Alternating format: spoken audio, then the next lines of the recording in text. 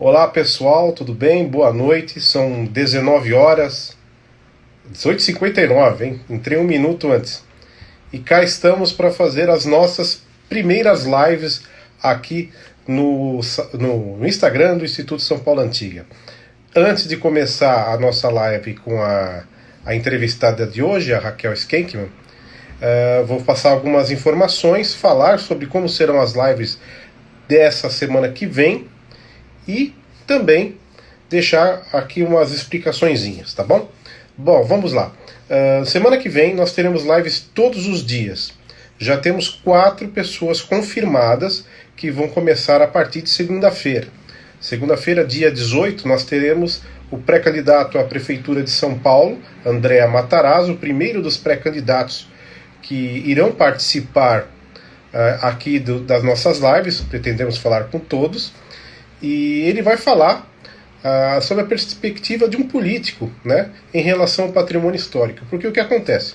Quando falamos de patrimônio histórico, raramente esse debate entra nos debates entre os candidatos, fica um tema sempre um pouco de lado. E aqui vamos dar ênfase no patrimônio histórico, isso com todos os candidatos. Evidentemente que vamos falar sobre outros temas também. Vocês podem mandar perguntas, sim, não nessa live, com qualquer outra. Basta clicar embaixo em comentar e escrever. Enquanto a nossa convidada de hoje não aparece aqui, deve estar tentando se conectar, vou falando dos outros candidatos. Os candidatos eu já falei. Começa na segunda-feira com o André Matarazzo, provavelmente um por semana.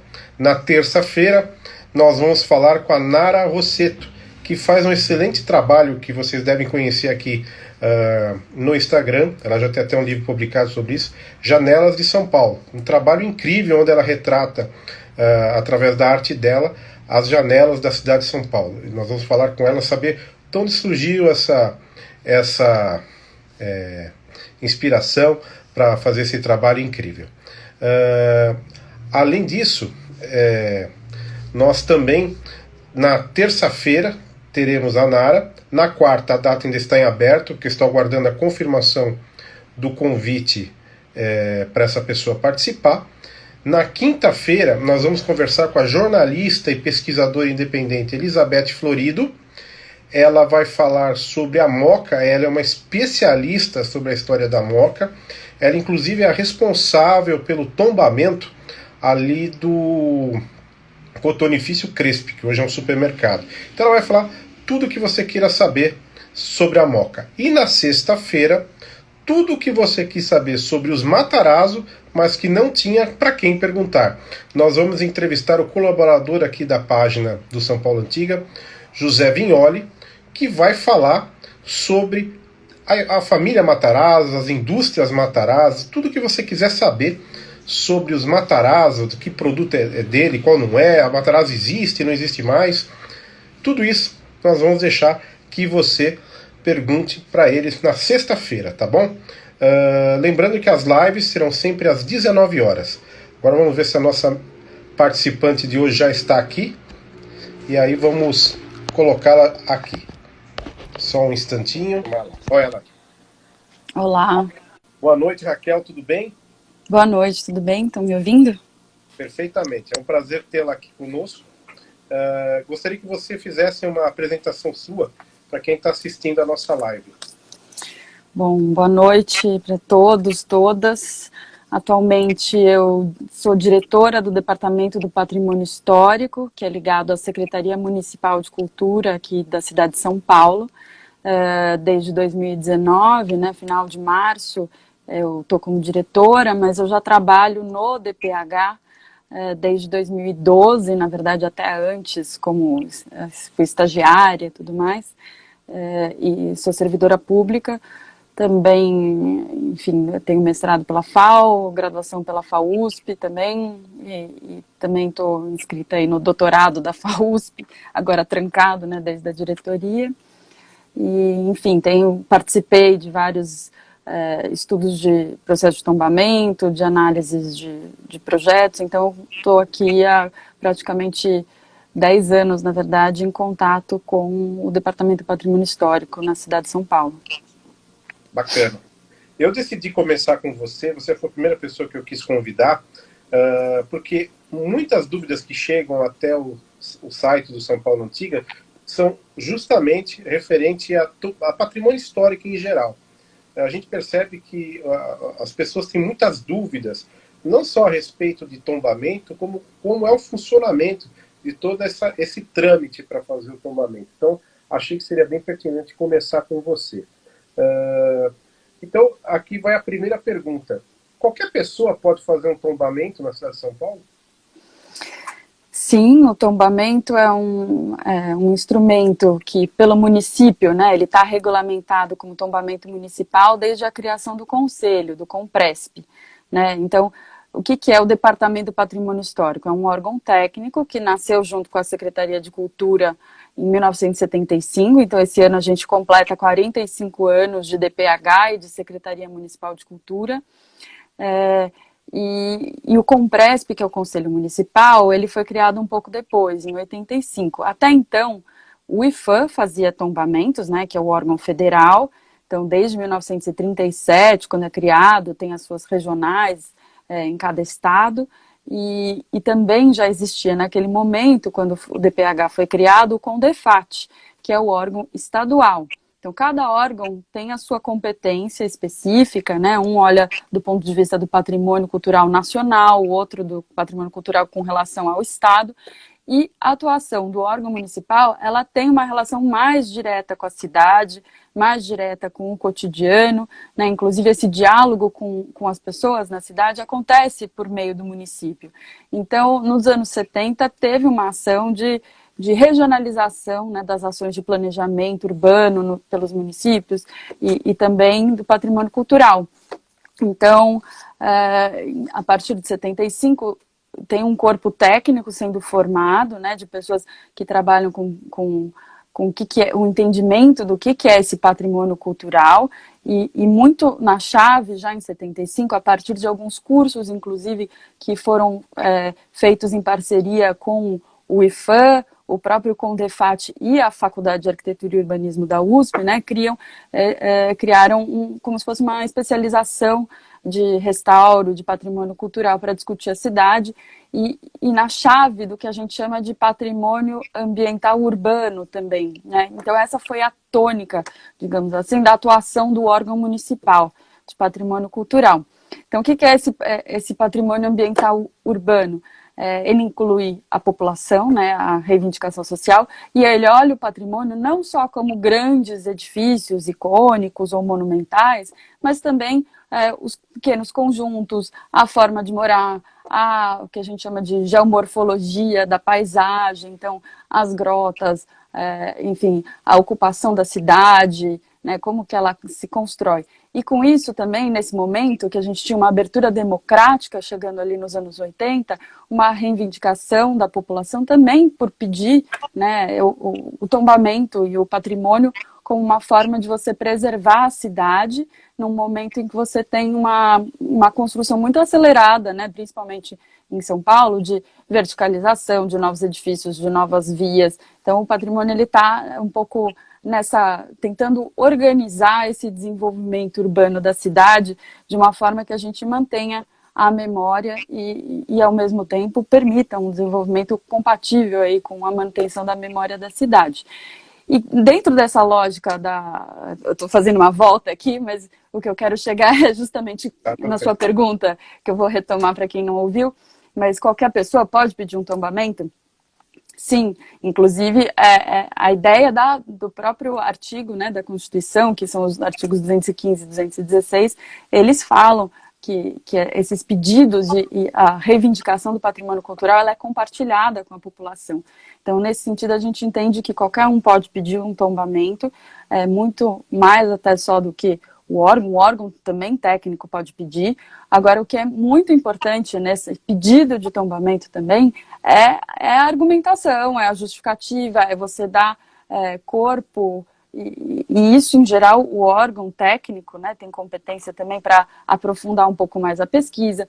Mas hoje em dia tem as universidades e muita gente discute patrimônio cultural, né, nas suas várias faces, materiais e imateriais, do ponto de vista ambiental, ecológico, da paisagem, né? Então, a gente tem pesquisas muito boas, e inclusive associações, até para mesmo a São Paulo Antiga, né, no registro que vocês fazem, que é super importante, as pessoas adoram e divulgam, né, esse olhar sobre a cidade. Vocês divulgam muitos imóveis, edifícios e curiosidades sobre a cidade, que é importante todo mundo conhecer, inclusive para preservar. Então, a partir desses dossiês que a gente pode subsidiar e encaminhar para o órgão de preservação um pedido, né? E esse pedido ele vai ser avaliado, ele passa, daí tem todo um rito, né?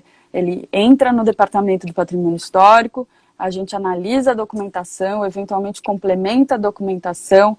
Eu acho que é fundamental também ter uma pressão social, né, mostrando que tem um interesse público e coletivo na preservação. Então, também entrar um pedido de uma pessoa que a gente não tem o respaldo público. Então, essa argumentação do coletivo, da importância coletiva do tombamento, ela é fundamental de se revelar num pedido, né?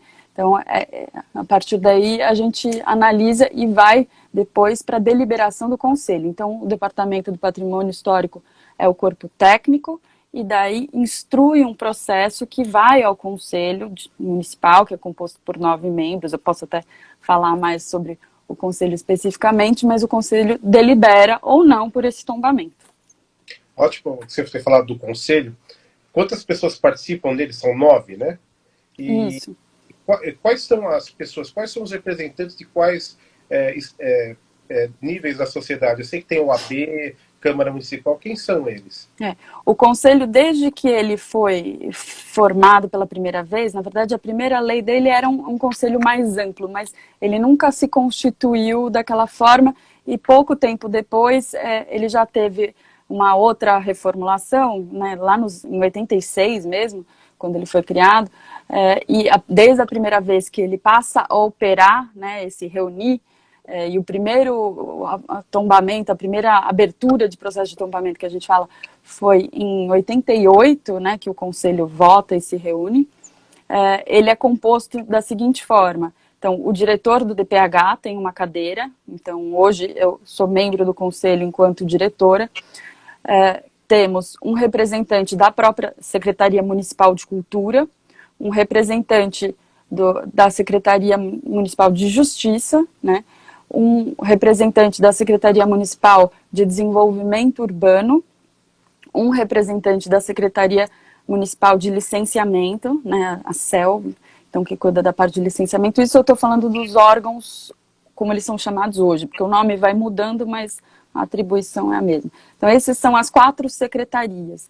Daí a gente tem, além do DPH, que é o quinto, daí a gente tem OAB, então, dos Advogados do Brasil, IAB, que é o Instituto dos Arquitetos, o CREA, que durante muito tempo foi também o Conselho de Arquitetos e Engenheiros, e normalmente a questão do patrimônio cultural, ela costuma ser, né, uma das especificidades, uma das atribuições dos arquitetos, então, mas hoje em dia, né, tem o conselho separado, CAL e CREA, o representante foi um engenheiro, que aliás, o Vitor, que foi o engenheiro que representou nos últimos anos o conselho, ele inclusive já tinha sido diretor do patrimônio histórico de São José dos Campos, era uma pessoa que sabia falar muito sobre patrimônio cultural também, e a Câmara Municipal. Então, são os 5 ligados à prefeitura e 4 ligados a órgãos que são da sociedade civil, né? Certo. Uma leitora acabou de fazer uma pergunta aqui sobre a estação de Jundiaí. Jundiaí fica fora da cidade de São Paulo, fica fora da atuação do DPH. E o caso dela, da estação que ela disse que está abandonada, seria recorrer ao CONDEFAT, né? Que é Isso. o estadual. E uma outra coisa que eu percebo até uma pessoa fez uma pergunta, mas como sobe rápido, desculpe, eu não consegui gravar o nome dela.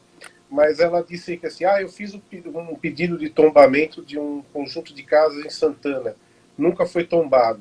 Na verdade, eu acho que, meio que respondendo a sua pergunta, mas eu quero ouvir a sua resposta, há uma fila, né, de imóveis aguardando tanto ser estudado o tombamento, como mesmo ser aprovado ou não, né? Porque a gente cria uma, me corrija se eu estiver errado, mas a gente cria uma afetividade, às vezes, com certos imóveis e acha que qualquer um pode ser tombado. E não é bem isso, né? Às vezes a gente gosta muito do imóvel, mas ele não tem o valor arquitetônico, né? Às vezes não tem nem o apelo que possa justificar o tombamento, né? No caso que não dessa moça acabou de responder aqui, tem uma fila, né, de imóveis. Acredito que isso é uma fila bem grande, né?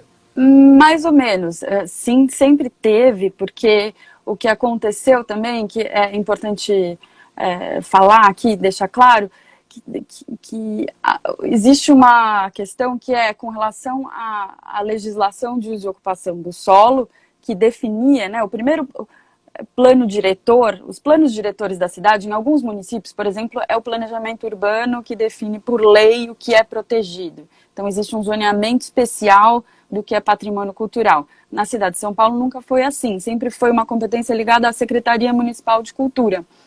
E ainda que antes do DPH existir, em 1975, tinha um zoneamento que falava que eram as manchas da Z8-200, né? Então, esses imóveis, eles eram indicados pelo próprio poder público, né, como uma zona a ser preservada. E no plano diretor de 2002, entre 2002 e 2004, que a gente teve também os planos regionais, tiveram audiências públicas em que a população indicou, através das audiências públicas regionais, né, muitos bens a serem protegidos. Então, o Departamento do Patrimônio Histórico, em 2004, recebeu uma demanda de uma lista de imóveis indicados pela própria população e uma lista, com isso, enorme de muitos pedidos de tombamento para avaliar. Agora, entre 2014 e 2016, que foi o novo plano diretor, né, de 2014, e com a Lei de Uso e Ocupação do Solo de 2016, a gente conseguiu fazer dentro do departamento, processar de alguma forma todos esses pedidos pendentes. Então, tudo que foi solicitado tombamento antes de 2016, que tinha lá mais de 700 a 800 pedidos, que foi o que a gente avaliou, foi até 2018, né, teve uma data, então tem que ser contemplado tudo que está em abertura de tombamento e todos os pedidos em abertos foram encaminhados. Então, por isso que se vocês repararem no site do Compresp, vocês vão ver que o ano de 2018 tem muitas resoluções de tombamento, quer dizer, a gente tinha um prazo legal dado pelo plano diretor para processar tudo isso, e com a nossa equipe cada vez mais enxuta, né? Mas foi possível e com isso a gente teve, de alguma forma, zeramos quase a fila. Então são poucos os pedidos hoje que têm pendentes ou que não foram avaliados. Eu perguntaria, será que essas casas de Santana não estão incluídas já em algum desses tombamentos recentes, né? Eu acho que cabe verificar, eu não sei qual é o caso em específico, ou se eventualmente são, não sei, como é que esse pedido chega também. Eu acho que é muito importante as pessoas entenderem que não basta enviar um e-mail para o departamento, né? Eu acho que eu recebo alguns e-mails, é difícil a gente perder. Existe um protocolo na Secretaria de Cultura, existe uma forma de você protocolar esse pedido de tombamento, que vocês podem ver, o site do Compresp é bem organizado nesse sentido. Então, as pautas das reuniões, as atas das reuniões do Compresp, a documentação que você precisa protocolar para um pedido de tombamento. Então, tem algumas orientações assim que é sempre importante conferir. Então, como você faz esse protocolo? Para ter certeza que ele chega no lugar e ele é avaliado. Hoje também a gente tem os processos eletrônicos pelo sistema que é o SEI, né? O SEI também, o processo eletrônico, ele dá uma maior transparência e o acompanhamento desses pedidos é possível. Então, antigamente também, quando era apresentado, então vem alguém, entrega uma cartinha para o secretário, então esse papel, ele também pode se perder. Então, a burocracia, nesse sentido, ela é muito importante, porque ela efetivamente funciona, aquilo entra na fila e ele é processado na medida que você faz tudo conforme o protocolo. É verdade. Quem tinha feito essa pergunta foi o Diego Alencar. E ele escreveu aqui, enquanto a gente ouvia você falar, que Ele entrou na semana em que começou a demolição do imóvel. Esse é um grande problema que eu vejo com as pessoas que se interessam por patrimônio. Se você gosta de um imóvel na sua região, você acha que ele tem uma relevância, não espera aparecer aquela placa vendeu para fazer o pedido, né? Se você acha que tem alguma relevância, manda alguma coisa para o Departamento de Patrimônio Histórico, que quem sabe realmente tem e pode ser feito a tempo, para a gente não perder, né, algumas riquezas da cidade. Então, Diego Alencar, depois você me manda em privado aí qual é o imóvel, para eu tentar ver se eu encontro alguma descrição sobre ele. Outra pergunta que tinham me feito aqui, não lembro de novo, não dá tempo de anotar o nome da pessoa, mas depois ela aparece aí. Quando o imóvel é tombado, como que o dono desse imóvel fica sabendo, opa, tombaram a minha casa? Todos os processos de tombamento, quando eles são votados no Compresp, eles são, enfim, obrigatoriamente tem uma notificação, né, e a inscrição na matrícula do imóvel. Antigamente não era, assim, nos anos 90, não era prático, enfim, como proceder a isso. Então tem alguns tombamentos antigos que não tinham esse tipo de notificação, que é extremamente necessária, porque na hora que um imóvel é tombado, qualquer um tem direito a entrar com recurso, né? A gente tem a coisa do contraditório e tudo mais, não sou advogada, mas, enfim, é super importante, isso é discutido. O processo de tombamento também, ele é debatido numa sessão do Compresp, que é pública, né? É possível de ser assistida por qualquer pessoa, a pauta do Compresp é publicada com antecedência, em geral, isso tem uma certa divulgação e acompanhamento. Mas a pessoa é notificada, então só depois de todas as notificações é que esse tombamento hoje em dia é homologado. Então tem muito tombamento, por conta desse volume que eu contei para vocês de 2018, né, que a gente processou, inclusive naquela ocasião a gente arquivou muito tombamento por uma série de razões, enfim, a equipe técnica avaliou que não cabia. Eventualmente, em outras circunstâncias, até foi muito delicado que o próprio conselho votou contrariamente à indicação favorável da equipe técnica, né, por um tombamento. O conselho também pode fazer isso, é soberano no sentido de decidir pelo não tombamento. Mas alguns desses tombamentos de 2018 ainda estão sendo notificados. E só a partir da notificação que tem a homologação do tombamento, que a gente fala, e inclusive o período de recurso que alguém poderia recorrer é nesse período após a homologação. Então, ela recebe a notificação. Hoje em dia, todo mundo que quer saber se o imóvel que vai comprar ou que não vai comprar, se é tombado ou não, a gente está um pouco mais fácil, né? É muito recente que a prefeitura começou a divulgar o GeoSampa, que é o portal da prefeitura, unificado com todos os dados no mapa. Então, esse portal do GeoSampa, ele é muito importante, tem os dados todos, e a camada de patrimônio cultural, a gente criou ela no ano passado, em 2019, então com todas as áreas tombadas, inclusive, é importante eu chamar a atenção que o Centro de Arqueologia faz parte do DPH, né? O DPH tem um centro de arqueologia, que não é todo município que tem, mas a gente tem uma questão que discute essa arqueologia urbana e arqueologia também no sentido mais contemporâneo da arqueologia. Então, a gente tem colocado no mapa também esses sítios arqueológicos ou lugares de interesse arqueológicos em resoluções de tombamento. Enfim, hoje, o que eu estava falando dá para ver no mapa do GeoSampa, se o seu imóvel está lá dentro de algum tombamento, mas também no carnê de IPTU vem anotado, tem uma tarja lá que fala imóvel protegido, imóvel tombado, e tem os imóveis que não são tombados, mas eles são em áreas tombadas, como por exemplo nos bairros dos Jardins, alguns bairros jardins, o que é tombado é o arruamento, a forma, a vegetação, a permeabilidade do solo, alguma coisa mais ligada a desenho urbano. Você pode demolir e reconstruir uma casa, então não é a casa, né? Então tem alguns tipos de tombamento que é isso, tem alguns tipos de tombamento que fala mais da volumetria, da fachada, então assim, da parte externa dos imóveis, mas que dentro você pode modernizar, enfim, transformar.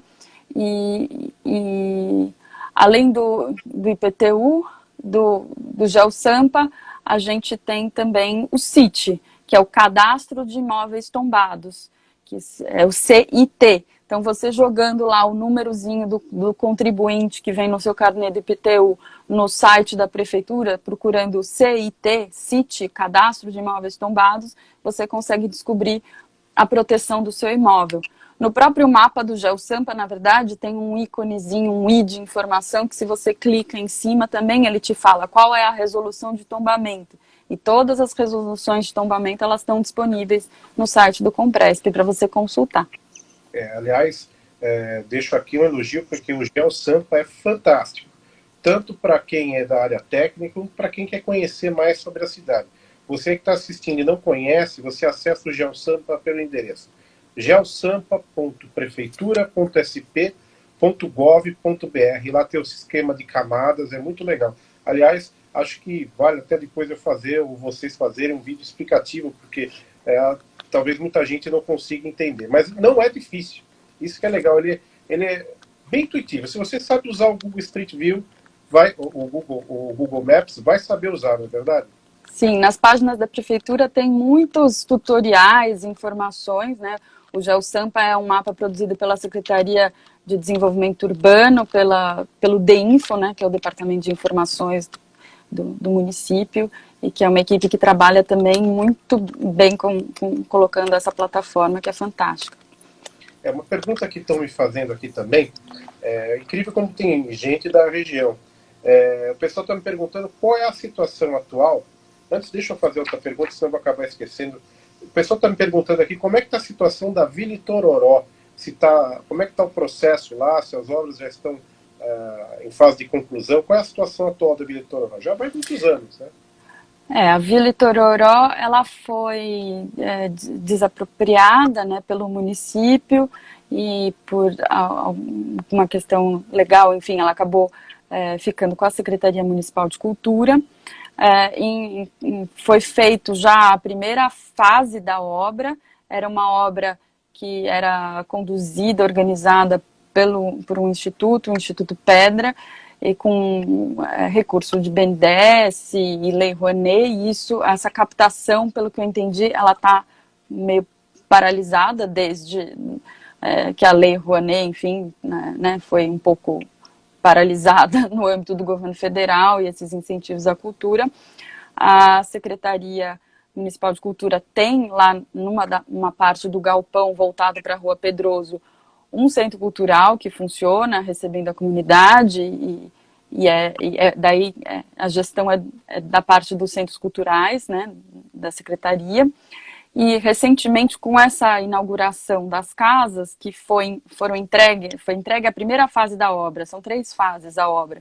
Então a obra ainda precisa continuidade, está aguardando recursos para poder dar continuidade e prosseguimento, mas nessa primeira fase da obra, o DPH se juntou com o Centro Cultural e com o Museu da cidade e com o Arquivo Histórico e com uma parte da equipe de formação para tentar ocupar algumas das casas lá, construindo o que a gente chamou de Casa da Memória, né? Então, a gente ia fazer durante esse semestre essa inauguração, mas por conta da pandemia, todos os equipamentos culturais foram fechados a público, não tem nada acontecendo, a não ser as questões ligadas ao programa Cidade Solidária, que alguns equipamentos da cultura estão recebendo e distribuindo, né, mantimentos, alimentos, em função da pandemia, nesse projeto especial da prefeitura. Mas, enfim, a gente está um pouco paralisado nesse sentido na ocupação da Casa da Memória, mas a gente está tentando repensar como fazer isso também agora nessa situação mais delicada, que a gente não sabe quando voltam as atividades presenciais. Perfeito.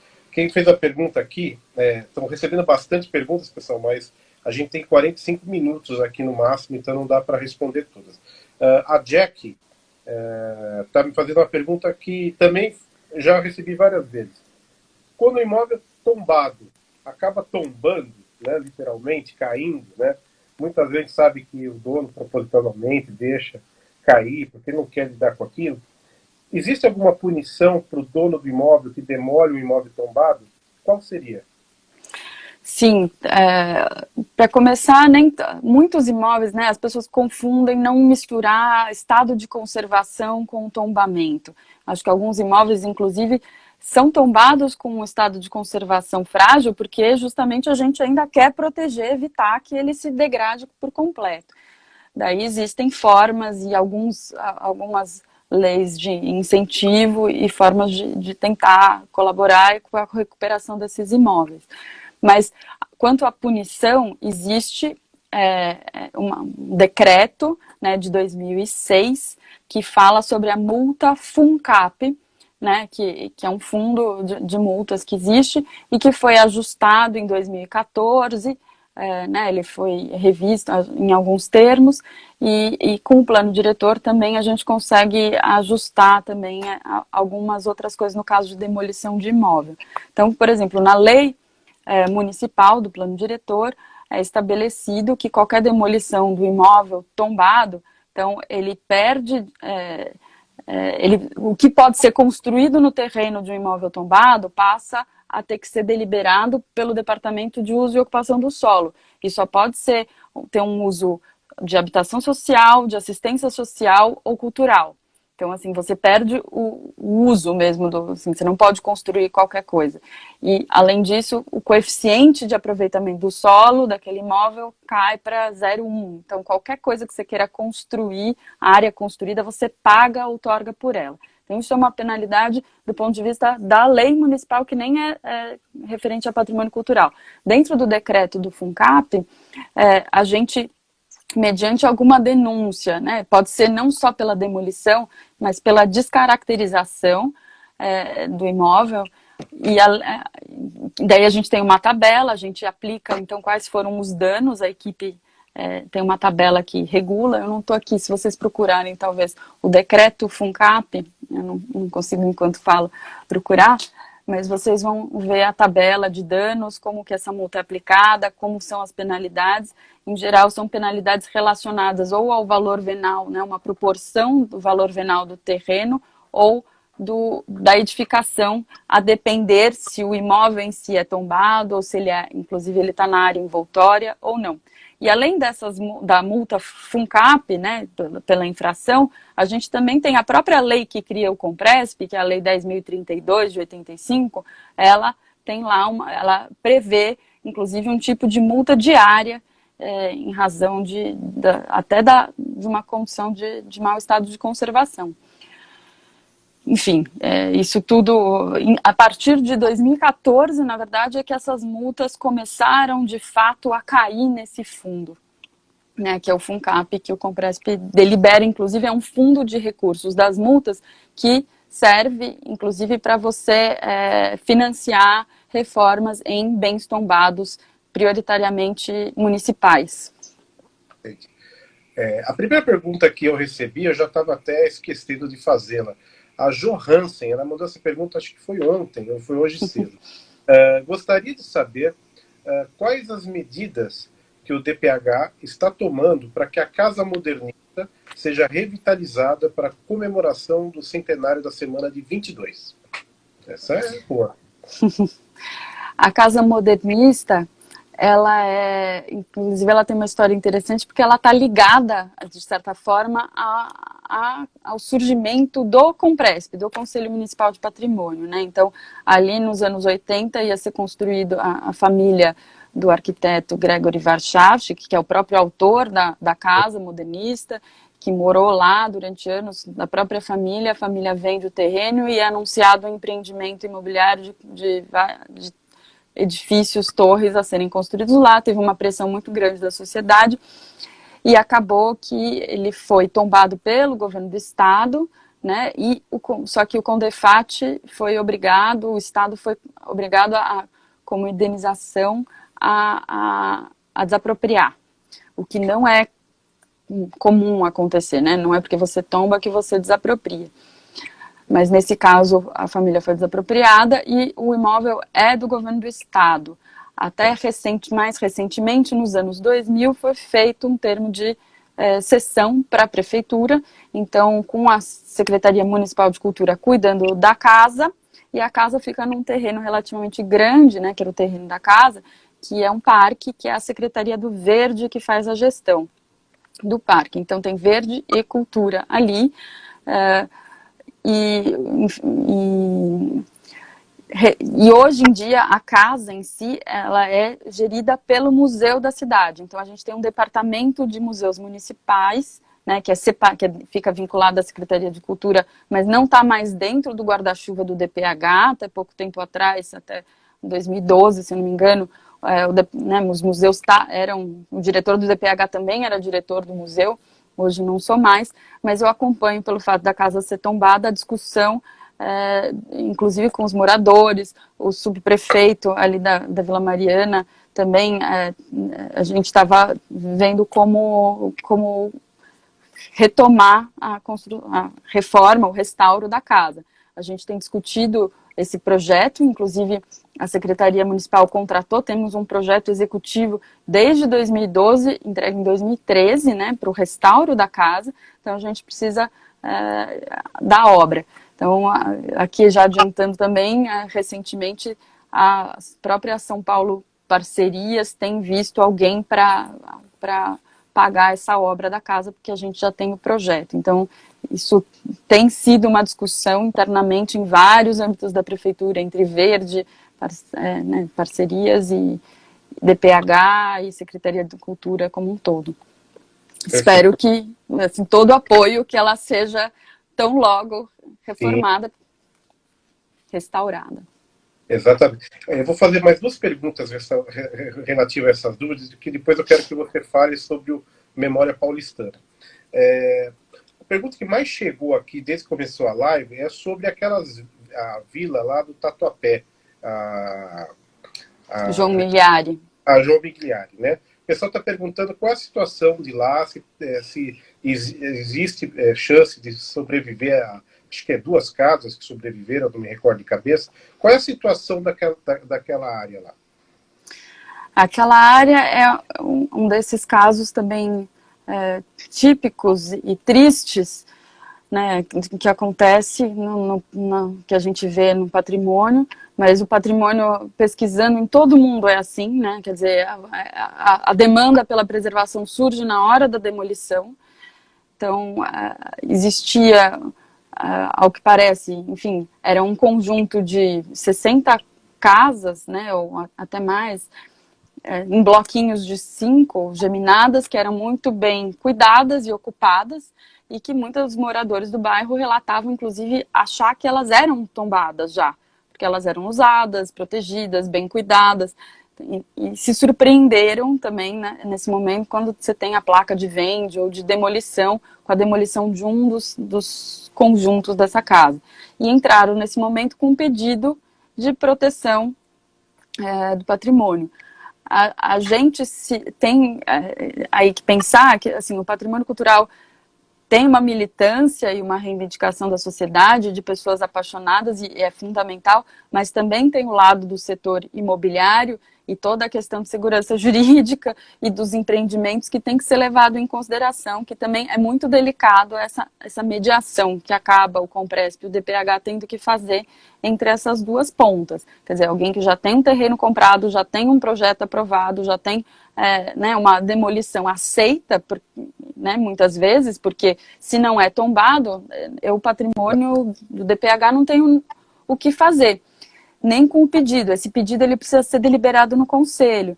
Então, nesse momento que a gente percebeu que de fato era grave a situação, a gente recebeu esse pedido e logo, sem também muita documentação, né, porque um processo de tombamento ele exige um dossiê relativamente substancioso, muitas vezes, para a gente avaliar a pertinência, a história do lugar, mas a gente levou ao Compresp, que imediatamente acatou a proteção, mas numa condição, né, a demolição começou na sexta e a gente resolveu pautar extra pauta na segunda, mas no fim de semana, justo de sábado para domingo, de madrugada, aconteceu a demolição. Então, não havia, a princípio, né, como competência o que o DPH e o Compresp fazerem, a não ser votar pelo tombamento na segunda-feira. E, infelizmente, né, na segunda-feira só sobraram um conjunto de 5 sobrados. E esse caso também é interessante todo mundo saber como que funciona o tombamento. Você já não é que você vota e já um imóvel é tombado, né? A gente passa por um momento que é o que a gente chama de abertura de processo de tombamento. Então, um pedido é protocolado, esse pedido é analisado, tem um parecer inicial que vai ao conselho. O conselho delibera se abre ou não o tombamento. E essa abertura de processo de tombamento é um estado em que fica meio em suspenso, porque não se pode demolir, mas ainda não está definido o que é necessário proteger ou não. Então, qualquer obra, agora, naquele terreno todo, precisa passar pela anuência do DPH. Até hoje não veio nenhum projeto para essa área para o DPH, né? Então, a princípio, ele está lá aguardando. E a deliberação do tombamento também, quer dizer, o estudo, a partir da abertura do tombamento, ele é continuado pela equipe, ele é aprofundado, e daí quando a equipe entender que está pronta uma minuta de tombamento, isso é levado para a votação do conselho. Bom, tem muitas perguntas aqui que o pessoal está enviando, mas a gente tem um tempo fixo aqui do Instagram antes que eles derrubem a live. Então, eu agradeço a todos que fizeram as perguntas, mas infelizmente, com o número de pessoas que estão acompanhando e perguntas que estão chegando, fora as que estão chegando no WhatsApp, não dá para responder a todos. Então, eu vou fazer uma última pergunta para ela, que seria para você discutir, que é sobre o projeto Memória Paulistana, que foi apresentado ano passado, né? E isso é muito interessante e que eu acho que deve ser bem difundido para que as pessoas conheçam e participem. Fala para quem está assistindo aqui o que é o projeto Memória Paulistana e como eles podem participar e colaborar. O projeto Memória Paulistana, a gente lançou no ano passado, inclusive foi trazido pelo então secretário de Cultura, Ale Youssef. O Ale Youssef trouxe a ideia, enfim, que se casou com também uma forma de proteção, né, que a gente elaborou, mas de instalação de placas de memória, assim como tem no Rio de Janeiro, tem em Londres, né, essas placas azuis redondas, parecidas com aquelas placas de rua antiga, mas o que é a ideia que a gente transformou é num inventário, né, é um inventário da memória paulistana, inventário de narrativas e lugares, né, que a gente às vezes não reconhece mais. Então é uma forma de visibilizar esses antigos lugares, ou antigas histórias, antigas memórias da cidade. Então, como o Chafariz da Misericórdia, que ficava lá no centro, no Largo da Misericórdia, não existe mais, mas a gente tem o lugar.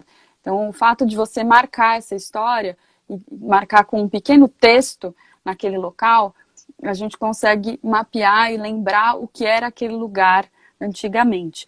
Então, a gente tem pedido para as pessoas contribuírem, não só com lugares que já foram e que não são, mas, eventualmente, alguns lugares que ainda são. Então, desde o prédio onde morou, por exemplo, uma personalidade, então, onde o Raul Seixas faleceu, que é um local que ainda é cultuado pelos fãs, né, que deixam flores lá, todo aniversário de morte, então, no edifício do Raul Seixas. Enfim, tem uma série de outros lugares que a própria exposição que aconteceu da Anita Malfatti, ou no Bexiga, a casa onde morou o Flávio Império, né, ou onde o Largo da Banana, que foi fundamental para a construção do samba paulistano. Então, uma série de lugares que as pessoas indicam que podem estar relacionados com o edifício existente ou não. E o que eu queria chamar a atenção, já em primeira mão, né, saiu hoje publicado no Diário Oficial o lançamento do nosso concurso Memória Paulistana. Então, a partir de segunda-feira até o dia 22 de junho, estão abertas inscrições e tem um formato, vocês veem no site, na segunda-feira, nas redes sociais da Secretaria e do DPH, provavelmente a gente lança, se vocês puderem também replicar no São Paulo Antiga, mas é um concurso para as pessoas inscreverem 200 verbetes para virarem placas. Então tem um modelo, tem todo o edital, então vocês submetem, a gente vai selecionar 200, e daí desses 200 as pessoas... Isso. Para quem não conhece a placa, eu imprimi aqui as pressas, basicamente essa daqui. Sim.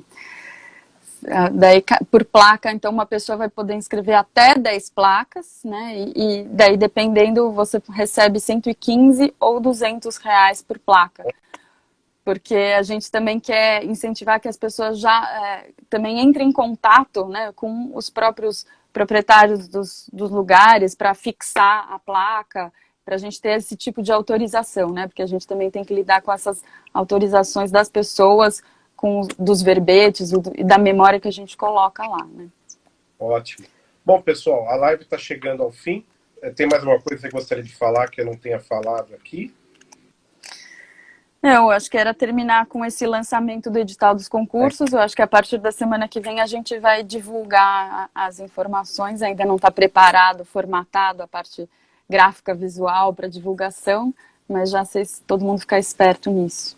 Ótimo, eu também vou divulgar assim que tiver. Os nossos leitores, seguidores também vão poder acompanhar aí no Stories e também no site sobre essa novidade, que ela fechou com chave de ouro aí a live, né?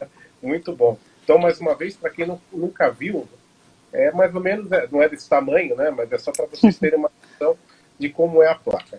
Gente, olha, eu recebi só aqui na live mais de 50 perguntas, fora as que estão chegando aqui pelo Facebook. Infelizmente não dá para responder todo mundo. Quem sabe mais para frente a gente seleciona essas dúvidas, faz uma nova live, né?